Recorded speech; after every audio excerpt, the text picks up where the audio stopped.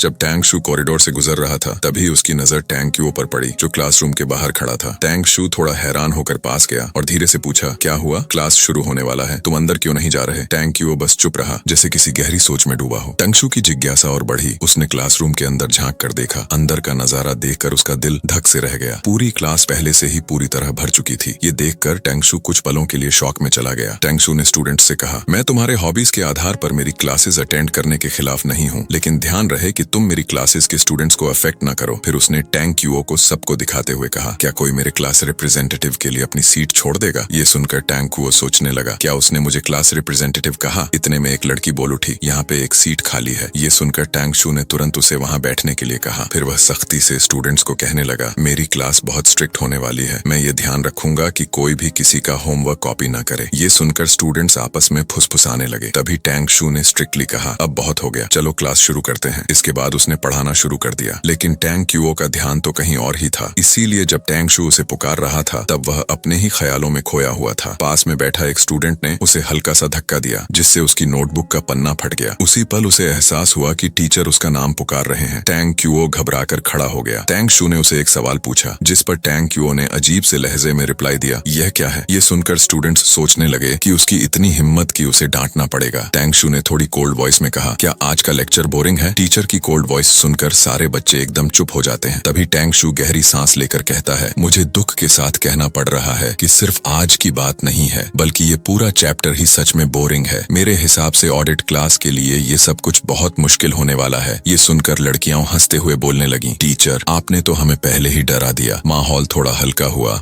Tang शू बैठ जाता है। फिर टीचर उस क्वेश्चन का जवाब देता है और दोबारा लेक्चर देना शुरू कर देता है, लेकिन टैंग क्यूओ बस उसे देखता ही रह जाता है। कुछ देर बाद बेल बजती है। अब रिसेस पीरियड था। एक स्टूडेंट टैंग शू से डाउट पूछ रहा था जिस पर टीचर ब्लैक बोर्ड पर समझाने लगा। टैंग क्यूओ ये सब देख रहा था और जैसे ही उसकी नजर टीचर टैंग शू के हाथों पर पड़ी उसका हार्ट बीट तेज हो गया। तभी उसका दोस्त उसके कंधे पर हाथ रखते हुए बोला, क्यूओ आज की रिहर्सल के बारे में भूल मत जाना। टैंग क्यूओ ने उसे दूर पुश करते हुए कहा, श्योर। उसका दोस्त हंसते हुए बोला, इस साल की ओरिएंटेशन प्रोग्राम के लिए हम तुम्हारे ऊपर डिपेंड हैं, तुम्हें अच्छे से फ्लूट बजानी होगी। इतना कहकर उसका दोस्त रूम से बाहर निकल गया और जाते जाते बोला, हम लोग रिहर्सल रूम में तुम्हारा इंतजार करेंगे। टैंग क्यूओ ने सिर हिलाते हुए कहा, ठीक है। उसी वक्त टैंग शू ने उससे पूछा, टर्म अभी तक नहीं गए? चलो हम दोनों साथ में चलते हैं। टैंग क्यूओ ने जिज्ञासा पूर्वक पूछा, मिस्टर टैंग क्या आपको उस फॉर्मूला को लिखने की जरूरत थी? ये सुनकर टैंग शू कुछ सेकंड तक उसे घूरता रहा, फिर उसके सिर पर हाथ रखकर हंसते हुए बोला, ये क्या है? तुम इतनी परेशान क्यों हो रहे हो? मैं तो बस उनका साथ मजाक कर रहा था। तुम कितने सिली हो? ये सुनकर टैंग क्यूओ सोचने लगा, मैं सच में सिली हूँ। तभी टैंग शू ने उससे पूछा, क्लास के दौरान तुम कहाँ खोए हुए थे? जिस पर टैंग क्यूओ ने जवाब दिया, मुझे नींद आ रही थी। टैंग शू ने ताना मारते हुए कहा, तो क्या मेल डॉर्म्स में अभी भी लेट नाइट तक जागने की बैड हैबिट चल रही है? टैंग क्यूओ ने हल्के से हुए हामी भरी और टैंग शू को देखते हुए सोचा, वो हमेशा से ऐसा ही है। अगर किसी चीज से अग्री नहीं होता तो उसके चेहरे पर टेंशन साफ झलकती है। टैंग शू ने कहा, तुम्हें लेट नाइट में सोना नहीं चाहिए और अब चुप मत रहो। तुम मेरी क्लास के दौरान अटेंटिव नहीं थे और देखो तुमने अपनी नोटबुक भी फाड़ दी। मैं तुम्हें ये नई नोटबुक दे रहा हूँ। टैंग शू तुरंत बोला, इसकी जरूरत नहीं है। टैंग शू थोड़ा इरिटेट होकर बोला, तुम मेरे साथ हमेशा पोलाइट क्यों रहते हो? ये सुनकर टैंग शू को मजबूरन वो नोटबुक लेनी पड़ी। फिर टैंग शू ने कहा, मैंने तुम्हारी बातचीत लू होंग के साथ सुनी थी। तुम दोनों रिहर्सल के बारे में बात कर रहे थे। ये किस चीज के लिए रिहर्सल है? टैंग क्यूओ ने जवाब दिया, ये ओरिएंटेशन पार्टी का एक प्रोग्राम है। टैंग शू ने पूछा, तुम क्या बजाने वाले हो? टैंग क्यूओ ने कहा, मैं फ्लूट बजाऊंगा। हमारा क्लास पोएट्री रिसाइट करने वाला है मेरी म्यूजिक के साथ। ये सुनकर टैंग शू बोला, तुमने फ्लूट बजाना कब सीखा? ये बुरा नहीं है। ये कॉम्प्लीमेंट सुनकर टैंग शू थोड़ा ब्लश करने लगा। तभी टैंग शू उसके करीब जाकर बोला, बाय द वे।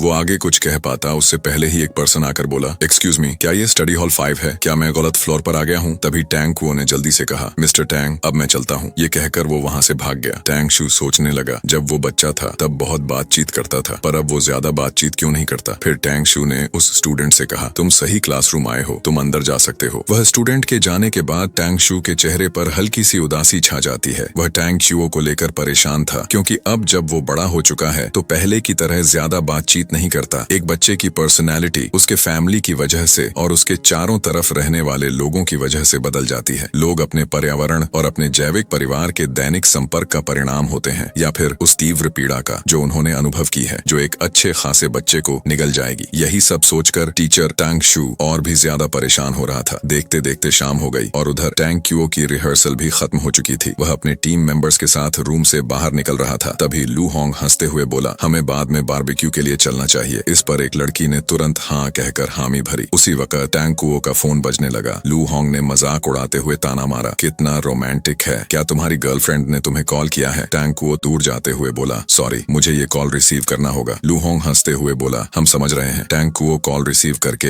हेलो कहता है और उधर से आवाज आती है। वो टैंग शू था। टैंग शू ने पूछा, क्या तुम्हारी रिहर्सल खत्म हो गई? जिस पर टैंग कुओ ने जवाब दिया। टैंग शू फिर बोला, क्या तुम्हें भूख लग रही है? मैं काम में बिजी था इसलिए कुछ खा नहीं पाया, तो क्या हम दोनों नाश्ता करने चल सकते हैं? लेकिन टैंग कुओ ने ठंडे स्वर में कहा, मुझे भूख नहीं लग रही है। इतने में पीछे से अचानक लू होंग की आवाज आई, मिस्टर टैंग। ये सुनकर टैंग कुओ चौंक गया। उसने पलट कर देखा कि टैंग शू वहीं पहुंच चुका था। लू होंग ने हंसते हुए पूछा, आप इतनी देर से यहाँ से जा रहे हैं? टैंग शू ने मुस्कुराकर जवाब दिया, वो कुछ काम पड़ गया था। वैसे तुम लोग कहीं जा रहे हो? ये सुनते ही टैंग चुओ जल्दी से दीवार के पीछे छुप गया और कॉल काट दिया। इससे टैंग शू हल्का सा अनॉय हो गया। लू होंग बोला, हम लोग बारबेक्यू खाने के लिए साथ में जा रहे हैं, आप भी हमारे साथ क्यों नहीं चलते? इस पर वही लड़की तुरंत बोली, हाँ मिस्टर टैंग, आप हमारे साथ चल सकते हैं। टैंग शू ने हल्के अंदाज में पूछा, यहाँ तुम टोटल कितने लोग हो? लू होंग ने कहा, 7 थे, लेकिन 2 स्टूडेंट्स चले गए, इसलिए अब बस 5 स्टूडेंट्स बचे हैं। टैंग शू ने नजर घुमाई और देख लिया कि टैंग क्यूओ दीवार के पीछे छुपा हुआ है। उसके चेहरे पर हल्की सी स्माइल आ गई और उसने कहा, पर यहाँ तो सिर्फ 4 स्टूडेंट्स हैं। ये सुनकर लू होंग जोर से चिल्लाया, टैंग कुओ, तुम वहाँ क्या कर रहे हो? चलो चलते हैं। उसकी आवाज सुनकर टैंग कुओ इरिटेट होने लगा। फिर उसने गहरी सांस छोड़ी और सबके सामने आ गया। लू होंग ने कहा, हमारे साथ चलो, मिस्टर टैंग भी हमें ज्वाइन करने वाले हैं। लेकिन टैंग कुओ ने फिर कहा, भी मुझे सच में भूख नहीं लग रही। लू होंग ने उसके कंधे पर हाथ रखते हुए कहा, क्या तुम मजाक कर रहे हो? कुछ देर पहले तुम साथ में चलने के लिए एक्साइटेड थे। इस पर टैंग कुओ चुप हो गया और कोई जवाब नहीं दे पाया। तभी टैंग शू ने उसकी ओर देखते हुए कहा, क्लास रिप्रेजेंटेटिव, चलो हमारे साथ, तुम मुझ पर इतनी मेहरबानी तो कर ही सकते हो। ये सुनकर टैंग कुओ को थोड़ा ऑकवर्ड लगा, पर आखिरकार उसने चलने के लिए हाँ कर दी। अगले सीन में हमें दिखाया जाता है कि वो सब लोग एक रेस्टोरेंट में बैठे हुए हैं। तभी एक लड़की टांग शू से पूछती है, आपकी उम्र कितनी है? टांग शू हल्की मुस्कान के साथ जवाब देता है, 29, बहुत जल्द मैं 30 साल का हो जाऊंगा। ये सुनकर दूसरी लड़की हैरानी से कहती है, क्या